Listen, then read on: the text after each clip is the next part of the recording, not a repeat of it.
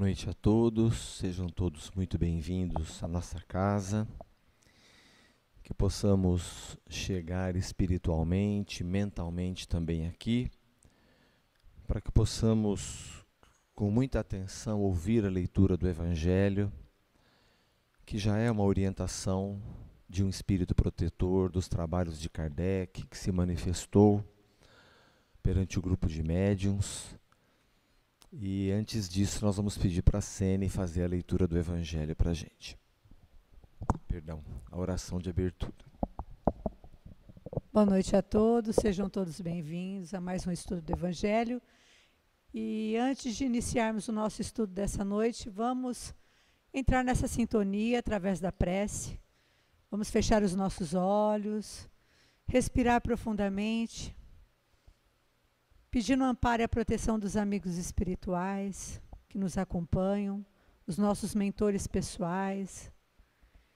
Vamos tentar por alguns minutos deixar todas as nossas preocupações lá fora. Vamos nos abastecer dessas energias salutares e benéficas que o ambiente nos traz, vindas da espiritualidade maior.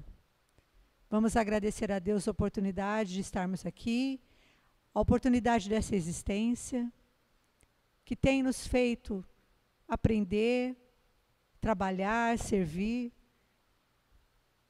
sempre com o amparo de todos os nossos abnegados mensageiros divinos e de todas as equipes que sempre nos acolhem e nos acompanham, as equipes socorristas, equipes médicas, as equipes regeneradoras e as equipes afins a esse nosso estudo do Evangelho.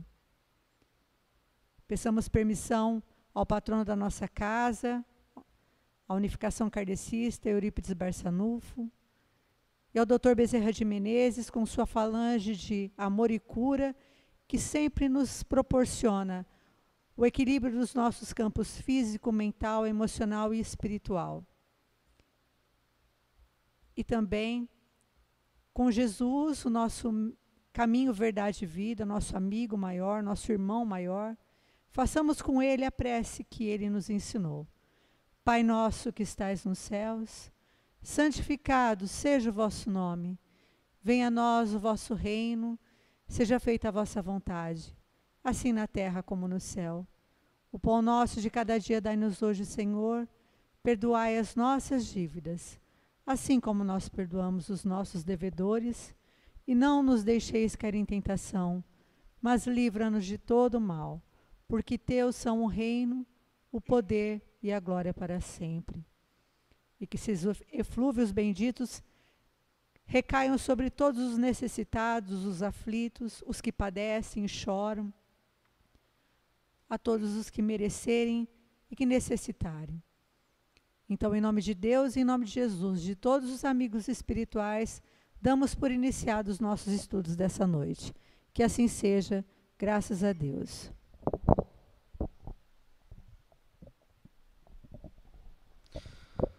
Boa noite a todos. Hoje nós vamos dar sequência à leitura do capítulo 17, lendo o item 9. Superiores e inferiores.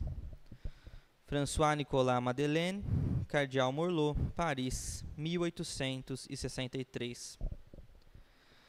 A autoridade, da mesma maneira que a fortuna, é uma delegação de que se pedirá contas a quem dela foi investido. Não creias que ela seja dada para satisfazer ao fútil prazer do mando, nem tampouco, segundo pensa falsamente a maioria dos poderosos da terra, como um direito ou uma propriedade.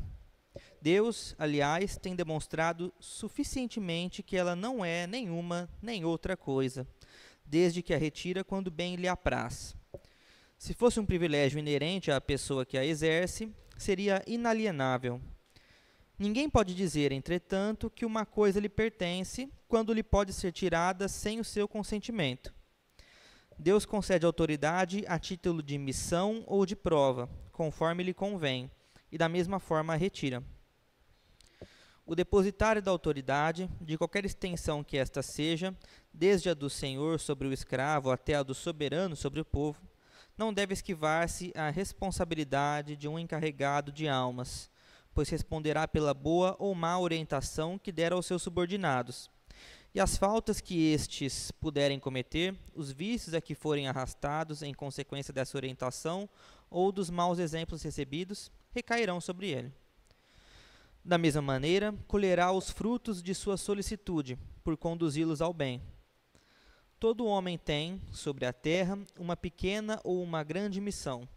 Qualquer que ela seja, sempre lhe é dada para o bem. Desviá-la, pois, do seu sentido, é fracassar no seu cumprimento. Se Deus pergunta ao rico: que fizeste da tua fortuna, que devia ser em tuas mãos uma fonte espalhando a fecundidade em seu redor? Também perguntará ao que possui alguma autoridade: que uso fizeste dessa autoridade? Que males impediste? Que progressos impulsionaste? Se te dei subordinados, não foi para torná-los escravos da tua vontade, nem dóceis instrumentos dos teus caprichos e da tua cupidez. Se te fiz forte e te confiei os fracos, foi para que os amparasses e os ajudasses a subir até mim. O superior que guardou as palavras do Cristo não despreza a nenhum de seus subordinados, porque sabe que as distinções sociais não subsistem diante de Deus. O Espiritismo lhe ensina que, se eles hoje o obedecem, na verdade já podem tê-lo dirigido ou poderão dirigi-lo mais tarde, e que então será tratado como por sua vez os tratou. Se o superior tem deveres a cumprir, o inferior também os tem de sua parte, e não são menos sagrados. Se também este é espírita, sua consciência lhe dirá, ainda mais fortemente, que não está dispensado de cumpri-los, mesmo que o seu chefe não cumpra os dele, porque sabe que não deve pagar o mal com o mal, e que as faltas de uns não autorizam as de outros. Se sofre na sua posição, dirá que sem dúvida o mereceu, porque ele mesmo talvez tenha abusado outrora de sua autoridade, devendo agora sentir os inconvenientes do que fez os outros sofrerem. Se é obrigado a suportar essa posição, na falta de outra melhor, o Espiritismo lhe ensina a resignar-se a isso, como a uma prova à sua humildade, necessária ao seu adiantamento. Sua crença o guia na sua conduta. Ele age como desejaria que os seus subordinados agissem com ele, caso fosse o chefe. Por isso mesmo é mais escrupuloso no cumprimento das obrigações, pois compreende que toda negligência no trabalho que lhe foi confiado será um prejuízo para aquele que o remunera e a quem deve o seu tempo e os seus cuidados. Numa palavra, ele é guiado pelo sentimento do dever que a sua fé lhe infunde, e a certeza de que todo desvio do caminho reto será uma dívida, que terá de pagar mais cedo ou mais tarde. Que assim seja.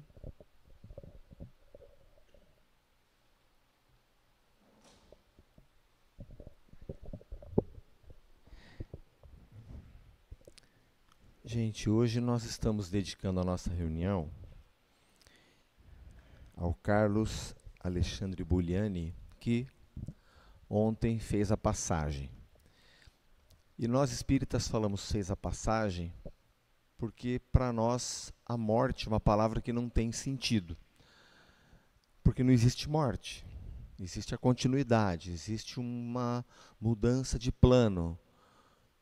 E nessa mudança de plano nós falamos passagem, porque finaliza o planejamento reencarnatório. Então nós estamos dedicando a ele e ao Douglas Gabriel Salles, que faz aniversário hoje, dia 10 de junho. Ficam as nossas homenagens aqui para eles. Um já há 7 anos no plano espiritual, o outro se readaptando, despertando no plano espiritual, reiniciando, como todos nós faremos isso. Né, tia? A senhora não fala, quando eu falo assim, a senhora me olha com uma carinha, minha tia, mas vamos reiniciar todos nós num dado momento. Né? Superiores e inferiores. Não sei se vocês viram essa semana uma notícia que foi descoberta uma nova galáxia. E ela é nova. Ela é nova e ela tem 290 milhões de anos. Fernanda, ela é nova. 290 mil anos, Jesus esteve conosco há 2, né? 290 milhões de anos. Eu sinceramente sofro com esse tipo de notícia, porque assim, é muita ignorância nossa. E não ignorância no termo pejorativo, mas de ignorar. Imagina, eu já achava o diâmetro da nossa Via Láctea, que o Chico Xavier fala lá no Evolução em Dois Mundos, 100 mil anos-luz. 100 mil anos-luz de um diâmetro, de uma ponta até o outro, da nossa Via Láctea. Aí 290 milhões de anos, você fala assim, mas como, né? Como é que é isso? A Terra existe há 5 bilhões de anos. Se Jesus de Nazaré é o governador espiritual da Terra, e essa é a nossa tese dos espíritas, quando foi que ele trabalhou o seu processo evolutivo no nível que nós estamos, para aprender a oferecer outra face, para aprender a respeitar o inferior, o superior? Então, é tanta dificuldade que nós temos, que o Emmanuel realmente fala, olha, calma, vocês ainda não têm um sentido para compreender isso. E não temos mesmo. E aí aumenta a nossa gratidão a Jesus, quando ele diz, bem-aventurados os puros de coração, porque verão a Deus. Né? Quem herdará serão os brandos e pacíficos. Pacíficos, não passivos. Bem-aventurados os puros de coração, porque verão a Deus. E nós estamos aqui no capítulo Sede Perfeitos. Uma recomendação de Jesus, sede perfeitos, como perfeito é o vosso Pai Celestial. Kardec pega dos evangelhos e coloca no Evangelho segundo o Espiritismo, porque, como já falamos desde o início, a doutrina espírita não fica debatendo as questões que deram origem aos dogmas das igrejas, das outras tradições religiosas. Nós olhamos com mais acuidade, com mais atenção, as recomendações de Jesus que podem mudar o nosso caráter e, portanto, tornar-nos mais felizes. Existe uma relação de entendimento das revelações de Jesus com a nossa própria felicidade. Basta dizer o fato dele nos colocar para viver na diversidade. Não é isso que está tratando essa orientação? Superiores e inferiores. Muitas raças. Nós, do Brasil, principalmente, somos um povo miscigenado. Uma cultura diversa. E aprendemos que a diversidade é a base da inovação. Já falei isso e repito com vocês aqui. A diversidade é a base da inovação. E nós reencarnamos na diversidade, porque no plano espiritual nos reunimos por afinidade. Continuamos evoluindo no plano espiritual? Sim. Sim. Aliás, evoluímos em várias fases da vida. Não sei se vocês viram uma fotografia minha com o nosso presidente, o Pascoal. Eu fui buscar o Pascoal, ele está numa casa de repouso, o Pascoal teve um AVC. Ele ficou 60 dias, quase 60 dias internado, e porque as filhas trabalham, ele está numa clínica. Tem a felicidade de poder estar numa clínica. E o Pascoal me disse o seguinte, Marquinho, eu estou vivendo uma experiência interior que eu não conseguiria viver se eu estivesse naquela agitação que eu estava. E ele disse, assim que eu cheguei na clínica, eu cheguei revoltado, quebrei algumas coisas, eu não queria ficar lá. Depois eu fui me acalmando e estou percebendo, estou acessando algumas questões que eu não acessava enquanto eu estava naquela rotina de trabalho intenso, mesmo já aposentado. O Pascoal tinha várias responsabilidades aqui na nossa casa, no movimento espírita da nossa cidade e no movimento espírita estadual. E foi uma conversa muito gostosa, porque olho no olho, o Carlão ficou um pouquinho com a gente ali, na Bela Cecília. Mas foi uma conversa muito gostosa, olho no olho, e ele dizendo assim, eu estou acessando algumas coisas de uma beleza que eu não conhecia. A nossa psicóloga está ali atrás, ela sabe que nem sempre nós conseguimos acessar algumas questões essenciais, mas a vida é generosa. E nós vamos tendo várias oportunidades, né? A perda de um ente querido é um deles, porque nós, a hora que parte alguém que a gente ama, arranca pedaço. E o nosso instinto de sobrevivência, divinamente dotados, nós vamos reagindo àquela situação para viver. E ao reagir àquela situação, nós descobrimos potencialidades que antes nós não víamos. Foi uma situação nova. As perdas, a dor faz isso conosco. Quando nós reconhecemos como bem aquilo que o Emmanuel fala, que a terra produz melhor depois que o arado rasga. Né? E nós estamos aqui nas nossas experiências, vivendo traumas, vivendo dissabores, vivendo decepções, alegrias. Né? Mas é perceptível que à medida que o tempo vai passando, nós percebemos um entendimento de algumas questões que a gente não conhecia. Seja na maternidade, na paternidade, no emprego, na condição de inferior, na condição de superior. Né? Quando pesa a responsabilidade em levar adiante algum projeto. Quando nós estamos absorvidos por um nível de trabalho que traz uma sobrecarga e a gente falha. E a hora que a gente falha, a gente vai ficando humilde, porque a gente aprende a perdoar, a entender que o outro também falha. Então errar é importante, perder é importante. Porque é um processo. É um processo. Então, quando nós temos que agradecer a Jesus, que ele vem nos trazer uma forma de palmilhar essas questões da bem-aventurança de quem tem o coração puro, como assim nós vamos purificar o coração? Esse capítulo traz alguns exemplos. Vamos voltar lá. Aliás, todos trazem, né, gente? O Kardec não colocou nada aqui no Evangelho que não tenha um significado muito profundo. Mas olha que interessante a gente relembrar as epígrafes que abrem esse capítulo.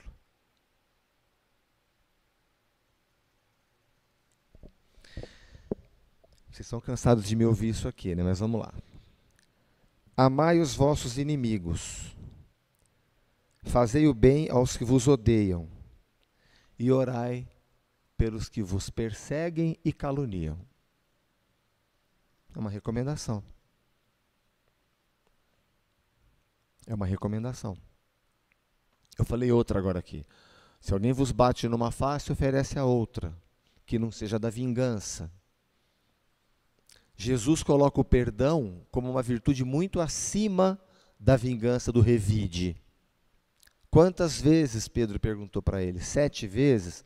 O número da cabala judaica, né? Não, 70 vezes, 7 vezes, significando infinitamente, incondicionalmente. E estamos todos aqui nesse exercício. Só que a gente tem dificuldade de perdoar. E aí a gente falha, a gente erra, a gente perde. E a gente vai aprendendo a ficar mais humilde. Porque quando a gente erra, a gente quer descobrir uma razão pela qual a gente errou. É um mecanismo saudável que nós temos, mas nós precisamos aprender a amar ao próximo como a nós mesmos.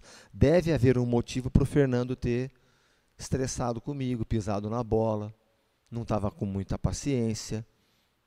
Deixa eu chegar pertinho, às vezes ele quer me falar alguma coisa. Às vezes uma canelada, às vezes no tornozelo. Mas nós reencarnamos na diversidade, gente. Eu às vezes escuto uma pérola no meio de algumas conversas que a pessoa fala assim: Marquinhos, tudo bem trabalhar, o problema são as pessoas. Eu falo, nossa. É verdade. E é por isso que quem é bobo é a gente, né? Deus não. Então ele nos colocou para reencarnar, para conviver na diversidade. E quando eu repito aqui que nós temos um trabalho de enfrentamento do preconceito, outro dia uma colega minha de infância falou assim: olha, eu não aguento mais ouvir você falar de racismo, de machismo, de homofobia. Eu falei, nossa, se você não aguenta mais, imagina quem está sofrendo o machismo, o racismo e a homofobia. Porque nós estamos reencarnados numa sociedade diversa, mas o preconceito castra. A pessoa é uma mulher, ela tem uma capacidade extraordinária, mas ela está lá enfrentando as barreiras de uma sociedade machista, estruturalmente machista. E vocês sabem, né? O Brasil ostenta o vergonhoso troféu. Nós somos o país que mais mata transexuais no mundo. por conta da alimentação do preconceito, da piadinha sem graça relativa à piada homofóbica, à piada racista. Então nós enfrentamos, por quê? Porque Deus nos pôs para viver na diversidade. O preconceito castra. Nós vamos enfrentar o preconceito. Nós vamos enfrentar, de preferência, a moda do Cristo, né? Com energia e serenidade. Com energia e serenidade. Então, gente, vamos tentar resumir a questão do inferior e superior numa outra revelação que Jesus nos faz, e que muitas vezes tem gente que acha, naquela confusão do que é os conceitos de espiritualidade, com todo respeito àquelas tradições religiosas que acreditam no inferno, e a gente já desenvolveu o raciocínio aqui do porquê que o inferno não existe,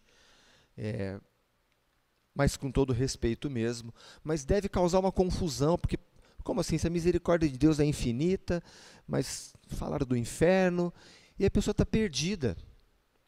Quando, na verdade, Jesus vem dar um rumo, ele fala assim, muito será pedido a quem muito foi dado. E é justo. Quem tem mais responsabilidade perante a vida? Quem tem a oportunidade de fazer 5 refeições por dia ou quem não come e passa fome? Como é que é a estrutura emocional de uma pessoa que passa fome? E sabemos que tem milhões de irmãos reencarnados nós passando fome. Como é que é a estrutura? Quem tem mais responsabilidade? Quem teve a oportunidade de estudar? Quem teve uma família, um pai, uma mãe que levou os filhos para a evangelização? Que conseguiu perceber algumas questões no campo da espiritualidade?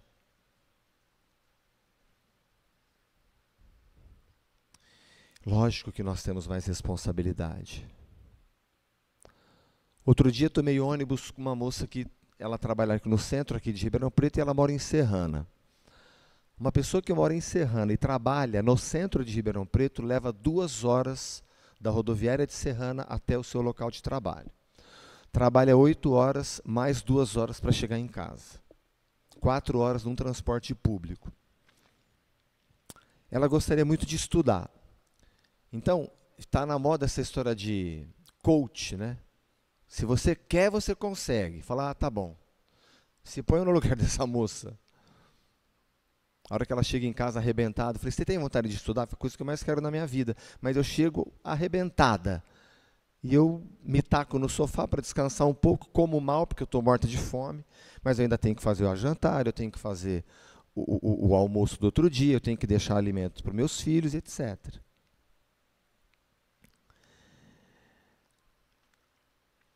Inferiores e superiores, né? Concorda que essa pessoa, ela não tem a mesma possibilidade de se informar como alguém que consegue ter intervalo na hora do trabalho, alguém que tem uma facilidade de se locomover por um carro, ou mesmo um trabalhador da capital da Colômbia, Bogotá, que a prefeitura levou escada rolante para cima do morro, bondinho, bicicletário embaixo, ele levava 2 horas para chegar no trabalho, hoje leva 20 minutos. Ou pedalando, ou no ônibus, mas chegando logo, tendo a possibilidade de fazer uma leitura. Então, essa revelação que Jesus nos traz, ela nos coloca diante de uma responsabilidade. Muito será pedido a quem muito foi dado. Qual é a nossa condição hoje no convívio com a diversidade? É de respeito ou de desrespeito? É de paciência ou de intolerância? É de julgamento ou de compreensão? É de indiferença ou de cooperação? Porque estamos reencarnados juntos. Quem faz coisa à toa é gente, Deus não. Se nós reencarnamos nessa diversidade, há uma razão profunda para isso. E olha que interessante, uma vez mais, à medida que vamos nesse esforço de assimilação dos evangelhos, nesse esforço de traduzir para a atitude aquilo que nós estamos nos oferecendo nessa horinha aqui, nessa meia horinha na segunda-feira, e se Deus quiser, mais meia horinha no Evangelho no Lar, fica bom, viu, gente? Meia horinha aqui, palestra, passe, meia horinha no Evangelho no Lar. Pode ser sozinho, eu moro sozinho, faço sozinho. Quando minhas filhas estão, fazem comigo. Quando não estão, faço sozinho. É em voz alta. Por que em voz alta? Porque pode ser que um irmão, uma irmã desencarnados estejam ali conosco. E não é lugar. Mas que no nosso pedido de oração são encaminhados para os trabalhos no plano da espiritualidade, recomeçando. Se ainda estiverem presos à sensoriedade do corpo de carne, ainda ouvindo, a leitura em voz alta ajuda. E a água para fluidificar. Porque, como nós repetimos aqui, a nossa medicina terrena ainda não tem alguns recursos que a medicina de Deus infinitamente tem. E nós queremos acessar esses recursos. Mas assim como está lá na festa do festim de bodas, que o banquete estava servido, a gente precisa tomar a iniciativa de fazer o prato. Né?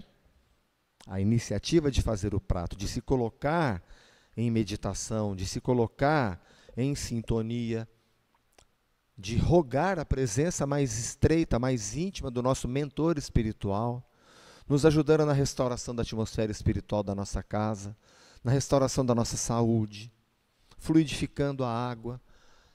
E esse é um caminho permanente. Né? Na condição de imperfeitos, é um caminho permanente. Só sabemos que desejamos muito um estado de paz que nos proporcione, apesar da circunstância, a felicidade de ter a família, de ter um amigo, de ter o marido, até quando? De ter a esposa. Mas enquanto estiver junto, nós vamos trabalhando esses dias na intenção que sejam mais felizes. Assim sendo, eu falei de algumas revelações, do muito será pedido a quem muito foi dado, porque isso nos coloca diante da nossa responsabilidade. A cada um será dado segundo suas obras, é justo.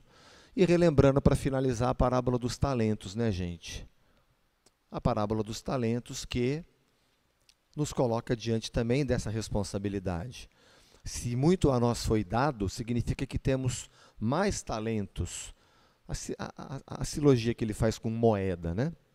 A moeda que circulava na época. Nós temos mais possibilidades de ter uma existência fecunda. A fecundidade não é só apenas a reprodução. A fecundidade é a realização. E eu repito, somos imperfeitos, mas preferimos ser imperfeitos úteis. Sempre há um espaço para a gente ser um pouquinho mais útil, esteja onde nós estivermos, na condição de inferior, de superior, seja que raça, seja que credo, seja qual orientação sexual que nós manifestamos a nossa libido, nós estamos convivendo. Tudo bem? Ficou alguma dúvida? Então, sobre orientação das... um último recado, gente. Vamos caprichar nas notinhas fiscais, vai? Durante a semana, quem lembrar, as caixinhas estão ali. A obra do ginásio está ficando linda, graças a Deus. Maria Ângela colocou as fotos no grupo hoje, a cobertura ficou pronta. Está ficando lindo, mas custa.